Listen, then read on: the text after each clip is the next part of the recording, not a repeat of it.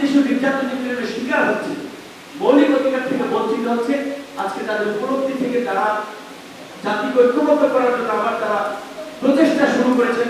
তাদের এই প্রচেষ্টাকে আমি ধন্যবাদ জানাই। আজকে যেটা বলেছেন যে আজকে আমরা তো জানি যে সবচেয়ে বেশি ঝুঁকিতে একটু যারা বয়স্ক, এখানে সবাই বয়স মিনিমাম 50 সবারই, তারা এরকম একটা ঝুঁকি জেনেও কিন্তু তারা আজকে আয়োজন করেছে এবং এখানে যে বলছে যে রণাঙ্গনের মুক্তিযুদ্ধ ও মুক্তিযুদ্ধের প্রজন্ম, কারণ তারা আজকে মুক্তিযুদ্ধের আমরা যারা প্রজন্ম রয়েছে তাদেরকে তারা ফিল করে তাদেরকে এই জাতিকে রক্ষা করার এই সংগ্রামে ঐক্যবদ্ধ করতে চায়, অনুপ্রাণিত করতে চায়। সেজন্য তারা হয়তো আজকে তরুণ প্রজন্মের প্রতিনিধি হিসেবে আমাকে ডেকেছে, আমিও তাদের প্রতি ধন্যবাদ কৃতজ্ঞতা জানাই। আমাদের সাথে পর্দায় আরো যুক্ত রয়েছেন অনেক উল্লেখযোগ্য ব্যক্তিবর্গ, তাদের অবদান এই দেশে কম নয়। তাদের কথা ছাড়া এই দেশের ইতিহাস লেখা যাবে না, কিন্তু দুর্ভাগ্যজনক হলেও সত্যি ক্ষমতাসীনদের ইতিহাসে তাদের অবদান নাই। ক্ষমতাসীনদের সিলেক্টেড পাঠ্যপুস্তকে তাদের অবদানের কথা নাই, কিন্তু তাদের অবদানের কথাটা আমরা তো প্রজন্ম যারা শিক্ষিত সচেতন তারা কিছুটা হলেও জানি এবং আমরা চেষ্টা করছি সত্যকে সত্য হিসেবে তুলে ধরার জন্য। আজকে তারা কোন দল করে সেটা আমাদের কাছে মুখ্য বিষয়। তারা তো জীবনের যৌবনের সময় ঝুঁকি দিয়ে জীবনকে বিপন্ন করে এই দেশকে স্বাধীন করার জন্য ঝাঁপিয়ে পড়ে। আজকে করোনার পরিস্থিতিতে অনেকে বলছেন স্বাস্থ্য খাতের দুর্বল দিক, মানে স্বাস্থ্য খাতে আপনি মেরামত করলে কি দেশের সমস্যার সমাধান হয়ে যাবে? সমস্যাটা তো স্বাস্থ্য খাত নয়, রাষ্ট্রের প্রত্যেকটি অঙ্গে আজকে পছন্দ হয়েছে। নির্বাহী বিভাগ করে, বিচার বিভাগ করে, সাংবিধানিক প্রতিষ্ঠানগুলোতে আজকে অথর্ব লোকের ছড়াছড়ি, দলকানা চাটুকা তেলমাস লোকদেরকে সাংবিধানিক প্রতিষ্ঠানগুলোতে বসিয়ে আজকে সাংবিধানিক প্রতিষ্ঠানগুলো ধ্বংস করেছে। নির্বাচন কমিশনের কথা বলেন, বিচার বিভাগের কথা বলেন, ভীতি হয়েছে 28 বছর পরে নির্বাচন হয়েছে। নিজের আন্দোলন সংগ্রামের কারণে মানুষের কাছে একটা গ্রহণযোগ্যতা পরিচয় পেয়েছে। সামান্য একটা পাসপোর্ট পর্যন্ত এই 1.5 বছর পেলাম না, আদালতের দ্বারে দ্বারে বলি। তাহলে আদালতের অবস্থাটা কি সেটা একটু চিন্তা করেন। আমি তো সমাজের ছাত্র নেতা, যে দেশের প্রধান বিচারপতি অবিচারের শিকার হয় সেই দেশের নাগরিকরা কিভাবে বিচার পাবে? আপনি যে দেশের আমলারা পলিসি মেকার, রাজনীতিবিদরা শুধুমাত্র যেটা বলে যে ওই গাড়ির ড্রাইভারের মধ্যে গাড়িতে বসে থাকে, ড্রাইভ করে নিয়ে যায়, তারা সেই আমলারাও আজকে বিনা চিকিৎসায় মারা যাচ্ছে। অতিরিক্ত সচিব, জয়েন্ট সেক্রেটারি তাদের হাসপাতালে আইসিইউ পায়। আমি এর আগে একটা বক্তব্য বলেছিলাম, অনেক করুণ কাহিনী রয়েছে যে হসপিটালের ডাক্তার সেই হসপিটালের আইসিইউতে তাকে নেওয়া হয়নি, এরকম একটা করুণ অবস্থা। কিন্তু তারপরেও আমরা চিকিৎসা পাচ্ছে। চট্টগ্রাম থেকে প্লেনে নিয়ে আসতেছে, চার্টার প্লেনে করে বাইরে পাঠিয়ে দেওয়া হচ্ছে। সেটা আপনি যদি আক্রান্ত হই আমাদের জন্য সেই সুযোগ ঘটবে না। সেটা যদি আপনি ক্ষমতাসীনদের দলের বলয়ের মধ্যে থাকেন, তাদের সুবিধাভোগী হন, তাহলে আপনি সেই চার্টার বিমানের সুযোগ সুবিধা পাবেন। আপনার অপকর্ম যাই থাকুক কেন, চিন্তা করতে পারেন একটা সভ্য সমাজে একটা ব্যাংকের এমডিকে গুলি করার পরেও পররাষ্ট্র মন্ত্রণালয় তাদেরকে পালিয়ে দিতে সহযোগিতা করে। এটা পররাষ্ট্র মন্ত্রণালয়ের চিত্র নয়, এটা সরকারের বৈশিষ্ট্য, তাদের চরিত্রের বহিঃপ্রকাশ যে তারা এইভাবে দুর্বৃত্তদেরকে, দুর্নীতিবাদদেরকে, লুটেরাদেরকে তারা এইভাবে পালিয়ে যাওয়ার সুযোগ করেছে। আজকে করোনার তথ্য উপাত্ত অনেক কথা বলেছে, আমরা অনেক কথা বলেছি। আমি এখানে অনেক সিনিয়র ব্যক্তিবর্গ রয়েছেন, বেশি কথা বলবো না। বাজেটের একটু ছোট কিছু কথা বলতে, একটা বাজেট দেওয়া হয়েছে। আমরা মনে করি এই বাজেট সংবিধান পরিপন্থী, এই বাজেট নৈতিক মূল্যবোধ পরিপন্থী, এই বাজেট অবাস্তব, অসংগতিপূর্ণ। সংবিধান পরিপন্থী কিভাবে? এই বাজেটে দুর্নীতিবাদদেরকে প্রশ্রয় দেওয়া হয়েছে, কারো টাকাকে সাদা করার সুযোগ দেওয়া হয়েছে, অর্থাৎ রাষ্ট্রীয়ভাবে দুর্নীতিবাদদেরকে প্রশ্রয় দেওয়া হচ্ছে, তাদেরকে প্যাট্রোনাইজ করা হচ্ছে। বাজেটে অর্থ পাচারকে 50% করের বিনিময়ে বৈধতার সুযোগ দেওয়া হয়েছে, যেখানে সরকার প্রধান সবসময় বলে থাকেন যে তারা দুর্নীতির বিরুদ্ধে জিরো টলারেন্স, বাজেটে তারা কারো কাছে সাদা করার সুযোগ দেয়। অর্থ পাচারের বিরুদ্ধে তারা বলে থাকেন যে অর্থ পাচার রোধ করবে, সেখানে তারাই অর্থ পাচারের সুযোগ দিচ্ছে। তো তাহলে কিভাবে অর্থ পাচার দুর্নীতি বন্ধ হবে? এই অর্থ পাচার দুর্নীতি, কারণ সরকার একদিকে বলছে দুর্নীতির বিরুদ্ধে তারা যুদ্ধ করবে, আর একদিকে দুর্নীতিকে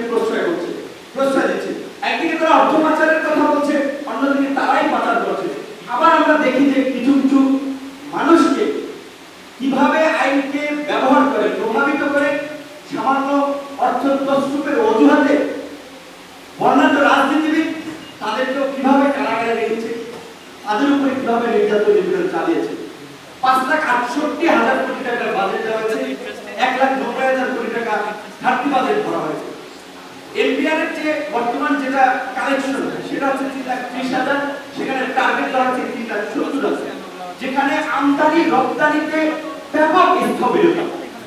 116টি গার্মেন্টস ফ্যাক্টরি বন্ধ, কলকারখানা বন্ধ হয়ে গেছে মার্চের মাঝামাঝি থেকে 7 এপ্রিলের মধ্যে, যেখানে প্রায় 22 লাখ শ্রমিক রয়েছে। বিজেপির সভাপতি বলছেন এই অবস্থা চলতে থাকলে জুনের মাঝামাঝি পর্যায়ে থেকে আরো শ্রমিক ছাঁটাই হবে। কাজে এই যে বেকারত্ব বাড়ছে, আয় ব্যয়ের বৈষম্য তৈরি হচ্ছে, প্রায় ডেটা সেন্স উন্নয়ন সমন্বয়ের যৌথ জরিপে দেখা যাচ্ছে যে বাংলাদেশে প্রায় 10,22,00,000 পরিবারের আয় অনেক কমে গেছে। পরিবারের অনুপাতে 74 পরিবারের 34.8% মানুষ চাকরি হারাচ্ছে। নতুন করে কর্মসংস্থান সৃষ্টি হচ্ছে না।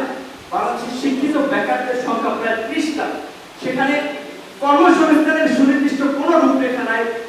স্বাস্থ্য মন্ত্রণালয় বলা হয়েছে আগের যে বাজেট বাড়িয়ে দিয়েছে 13.6% করেছে, বরাদ্দ বাড়িয়ে দিয়েছে, কিন্তু সেখানে একটা বড় বাজেট আছে থোক বরাদ্দ 10,000 কোটি টাকা, সেটা অনেকাংশই লুটেরাদের পকেটে চলে যাবে।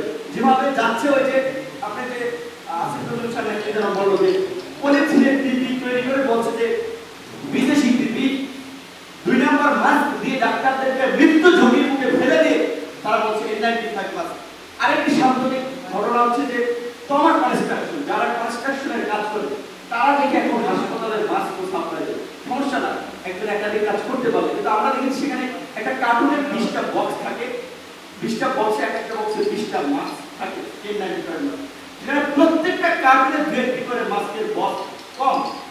তো ওই বক্সের ভিতরে যে আরো কম নাই সেটা কোনো গ্যারান্টি নেই। এখন এই যে N95 মাস্ক কেলেঙ্কারি, পিপি কেলেঙ্কারি, একটা ঘটনারও কোনো সুনির্দিষ্ট ব্যবস্থা হয়েছে? আমাদের একজন বন্ধু আছে, মানে আমার মনে হয় যে ওটা একটা রেকর্ড করা অডিও, যেটা সবসময় মিডিয়াতে প্লে হয়ে থাকে, বিভিন্ন সময় বিভিন্ন কথাবার্তা বলে থাকেন, যে কি বলছেন তিনি নিজেও জানেন। বলতেছে লুটপাট নাকি ট্রান চুরির সাথে নাকি বিএনপি, জাপা, জাতীয় পার্টির লোকজন জড়িত। জাতীয় পার্টির কয়জন জনপ্রতিনিধি, বিএনপির কয়জন জনপ্রতিনিধি? কাজে এটা একটা পাগলের প্রভাব, এটা তো বলার অপেক্ষা রাখে। আবার বলছেন যে যারা এই ট্রান চুরি করছে তারা মানবতা বিরোধী অপরাধ করছে। তো মানবতা বিরোধী অপরাধে তাদের বিচারের আওতায় আনেন, সেটা তো আনছেন না, বরঞ্চ যারা সেই মানবতা বিরোধী অপরাধের সমালোচনা করছে তাদেরকে আপনারা গ্রেফতার করছেন। এখানে আমার সাথে এসেছে আমার ঢাকা ইউনিভার্সিটির একজন ছাত্র, ছিল ওখানে মেট্রোপোলাতে চেয়ারম্যান আওয়ামী লীগের একজন নেতা, এবং ওই যে বলছি যে মুক্তিযুদ্ধ, আজকে মুক্তিযুদ্ধের চেতনাকে আওয়ামী লীগ একটা রাজনৈতিক হাতিয়ারে পরিণত করছে, তাদের রাজনৈতিক ফায়দা নেওয়ার একটা মানে ইশতেহার হিসেবে ব্যবহার করছে। তারাই সবচেয়ে মুক্তিযুদ্ধের চেতনাকে ভুলণ্ঠিত করেছে। আজকে এখানে মুক্তিযোদ্ধারা নাই, আমি বিএনপি করি না, আমি বিএনপির সমর্থক করি, কিন্তু বিএনপির যে প্রতিষ্ঠাতা শহীদ প্রেসিডেন্ট জিয়াউর রহমান কিংবা বিএনপি যারা করেছেন তাদের অবদান তো অস্বীকার করা রয়ে নেই। ফলে অলি আহমেদ এখানে রয়েছে, তার আগে বক্তব্য দিয়েছেন মেজর ইব্রাহিম কল্যাণ পার্টির চেয়ারম্যান, তারপরে এখানে যারা রয়েছে তাদের কি অবদান নাই? তো বিএনপিকে নানা ধরনের প্রোপাগান্ডা অপপ্রচার চালায়, ঠিক একইভাবে ভিন্ন মতের মানুষের উপরে চালায়। যেটা বলছিলাম, এই মুক্তিযুদ্ধের তথাকথিত মুক্তিযোদ্ধারা এই যে 2 নম্বর সার্টিফিকেট বানিয়ে এক একজন মুক্তিযোদ্ধার সাথে, আর প্রকৃত মুক্তিযোদ্ধারা তারা এটা প্রচার করে বেড়ায় না যে আমরা মুক্তিযোদ্ধা। আমি দুঃখিত, এটা আমার অজ্ঞতা হতে পারে যে আমি আগে জানতাম না যে ইস্টাকাজী দুর্ভোগ ভাই, আমি জানতাম একজন মুক্তিযোদ্ধা, কিন্তু ওই প্লাটুনের সদস্য ছিলেন সেটা আমি জানতাম না। এটা খুব ভালো লাগছে যে ওনার সাথে আরো বিভিন্ন প্রোগ্রামে ছিল। তো যেটা বলছিলাম, ঢাকা ইউনিভার্সিটির ছাত্র মাস্টার্স পড়ে সোহরাব হোসেন, মুক্তিযোদ্ধা একজন চেয়ারম্যান, তিনি কাজের মেয়ে, ছোট্ট 12 বছরের বোধহয় বয়স, তার বাসায় কাজ করতো, সেই মেয়েকে একাধিকবার তাকে রেপ করেছে এবং সর্বশেষ রেপ করে মারা গিয়েছে। সেই ঘটনাটা মিডিয়ায় এসেছে, পেপার পত্রিকা আলোচিত হয়েছে। ও একটা স্ট্যাটাস দিয়েছিল যে ফেসবুকে, আমার সেই মুক্তিযোদ্ধার পক্ষে চেয়ারম্যান, যে সেই প্রকৃত মুক্তিযোদ্ধা কিনা আমি জানি না, প্রকৃত মুক্তিযোদ্ধার কখনোই এরকম জঘন্য কাজ করতে পারে না, তার সার্টিফিকেট করতে দেখা উচিত। সেদিনে স্ট্যাটাস দিয়েছিল, লেখালেখি করেছিল যে তার পক্ষে আবার 12 জন মুক্তিযোদ্ধা দাঁড়িয়েছে, কাজে তারা কি মুক্তিযোদ্ধা নাকি সুস্থ মস্তিষ্কের মানুষ, সেটি নিয়ে কিন্তু সন্দেহ সংশয় প্রকাশ করাই যায় যারা একটি ধর্ষকের পক্ষে দাঁড়ায়, সেজন্য তার বিরুদ্ধে একটা মামলা হয়েছে। চিন্তা করেন আজকে ধর্ষকের পক্ষে বিপক্ষে কথা বলে, ধর্ষণের বিরুদ্ধে কথা বলে মামলা হচ্ছে। আমরা দুর্যোগ মনিটরিং কমিটি করেছিলাম একটা বিভিন্ন সিভিল সোসাইটির শিক্ষক সাংবাদিক আমরা অ্যাক্টিভিস্ট তাদেরকে, সেটা আমরা একটা রিপোর্ট পেশ করলাম যে যেই এলাকায় যত দরিদ্র সেই এলাকার ত্রাণ তত কম দেওয়া হচ্ছে। উদাহরণ হিসেবে আমরা কুড়িগ্রাম দামোদরের কথা বলেছিলাম, সেখানে আমাদের টেকনিক্যাল সাপোর্টে কাজ করতে দিদার তাকে ডিজিটাল নিরাপত্তা আইনে তুলে দিয়ে গেছিল, গ্রেপ্তার করেছিল। সে গ্রেপ্তারটা একটা নাটকীয় ঘটনা, প্রথমে র্যাব তুলে নিয়ে গেছে। চিন্তা করতে পারেন, স্বীকার করে নেয় তারা, নানা তাল মারার পরে স্বীকার করেছে। কার্টুনিস্ট কিশোর আহমেদ সহ একজন মুদি দোকানদার একটা ছেলে, তিনি যে আমাদের মাননীয় প্রধানমন্ত্রী যে 50 লক্ষ পরিবারকে 2,500 করে টাকা দিয়েছেন, সেটা একেবারে তালিকা সহ দেখিয়েছিল যে কারা কারা সেটার সুবিধা হচ্ছে। আমরা তো দেখেছি যে জনপ্রতিনিধিরা তাদের স্ত্রী সন্তান বউ বাচ্চা সহ গড়ায় সেই লিস্টে তাদের নাম ঢুকে দিল। একজন মুদির দোকানের ছেলে, তাকে পর্যন্ত গ্রেপ্তার করেছে এবং তাকে পুলিশ দিয়ে না র্যাব দিয়ে গ্রেপ্তার করা হচ্ছে। অথচ যারা কালোবাজারি এই এখন সুযোগ নিচ্ছে, যারা এই চিকিৎসা সেবা থেকে জনগণকে বঞ্চিত করছে, তাদের বিরুদ্ধে কোনো ব্যবস্থা নিচ্ছে না। এখন আল্লামা নূর হোসেন কাসেমি সাহেব যে কথা বলছে সেটা ঠিক, আজকে আমরা আমাদের পিঠ দেয়ালে ঠেকে গেছে। শেখ হাসিনার একটা কথাকে আমি প্রশংসা করি, আমি তাকে সেলুট জানাই ওই কথাটির জন্য যে তিনি বলেছেন মৃত্যু অনিবার্য, মৃত্যু বরণ করতে, সুতরাং মৃত্যুকে ভয় পেতে লাভ নাই। কাজেই আমরা তো এই দুঃশাসনের যাত্রা করে এমনি নিষ্পেষিত হচ্ছি। শুধু আমরা নয়, সমগ্র দেশের মানুষ আজকে দেশের অর্থনীতিটা একটা ভাবা বেলুনের উপরে দাঁড়িয়েছে। শুধুমাত্র রেমিটেন্স খাত ব্যতীত সমস্ত সূচক নিম্নগামী ছিল, সেখানে 14 লক্ষ প্রবাসী চাকরি হারা হচ্ছে, তারা দেশে আসার অপেক্ষায়। সেই সেক্টরটা আমাদের কিন্তু ডাউনের দিকে যাচ্ছে। কিভাবে অর্থনীতি চলবে? ওই অর্থমন্ত্রী বলছেন সে তো বাস্তব কথা, তার একটা অপারগতা যে অর্থ কথা থেকে আসবে তিনি তো জানেন না। কারণ মানুষকে বোঝানোর জন্য একটা মূলা ঝুলাইতে হবে, একটা বাজেট দিতে হবে, দিয়েছে। অর্থ পারলে দিতে, না পারলে মানুষকে যে এখন চিকিৎসা সেবা করা নির্দেশ দিচ্ছে, কিন্তু মানুষ তো 4-5টা হসপিটালে ঘুরে ঘুরে মরছে। সমস্যা কি? সরকার একদিকে নির্দেশ দিচ্ছে, মানুষ আরেকদিকে চিকিৎসা করছে। কিন্তু এই ধরনের অবস্থা এটা আপনারাও দেখতে পাচ্ছেন। আমি বলবো যে এখন আমেরিকার একটা এক্সাম্পল দিয়ে শেষ করবো কথাটা। একজন খ্রিস্টানের মৃত্যুকে কেন্দ্র করে আমেরিকা সহ সারা বিশ্বে বড়মাদের বিরুদ্ধে একটা উত্তর প্রতিবাদ চলছে। কাজে আজকে আমরা প্রত্যেকটা ক্ষেত্রে বৈষম্যের শিকার হচ্ছি, চিকিৎসা ক্ষেত্রে, স্বাস্থ্য ক্ষেত্রে, গণতান্ত্রিক অধিকারের ক্ষেত্রে, ন্যায় বিচারের ক্ষেত্রে। কাজে করোনা এমনিতেই যদি আমরা ঘরে বসে থাকি আমরা বাঁচতে পারবো না। করোনার যে পরিস্থিতি, এটা সরকার চাষাবাদ করছে, করোনা নানা সিদ্ধান্ত বিতর্কিত কর্মকাণ্ডের মাধ্যমে। আমাদেরকে বাঁচতে হলেই প্রয়োজনে রাজপথে নেমে আসতে হবে, সরকারকে বাধ্য করতে হবে কার্যকর পদক্ষেপ নিতে, অথবা তারা যদি না পারে তাদেরকে বিদায় নিতে। আজকে সেনাবাহিনীর মতো একটা সুশৃঙ্খল বাহিনী যারা সমস্ত সংকটের সময় গুরুত্বপূর্ণ ভূমিকা রাখে, এই সংকটে তাদেরকে কাজে লাগানো হচ্ছে না। কারণ সরকার একটা আতঙ্কে থাকে যে কাকে দিলে কোন জায়গা থেকে আবার তার ক্ষমতার চেয়ারটা ফেলবে। কারণ তারা তো জানে যে তারা অবৈধ সরকার, তারা জনগণের ভোটে নির্বাচিত সরকার নয়, তারা একাধিকবার এই যে অবৈধভাবে ক্ষমতায় আছে, যে কোনো সময় জনরোষে তাদের পতন ঘটতে পারে। সেজন্য তারা খুব কনসার্ন থাকে এবং তারা সরকারের আমলা থেকে সচেতনতার বিভিন্ন জায়গায় একটা প্রচন্ড রকমের সুবিধাবাদী শ্রেণী তৈরি করা হচ্ছে। গণমাধ্যমে রয়েছে যারা ওই সরকারের নামে জিকির করে। সেটা থেকে আমরা বলছি যে আজকে এই বস্তু থেকে পরিত্রাণে আমাদের ঐক্যবদ্ধভাবে রাজপথে নামতে হবে, দলমত নির্বিশেষে আজকে জাতিকে বাঁচাতে, দেশের মানুষকে বাঁচাতে। ধন্যবাদ।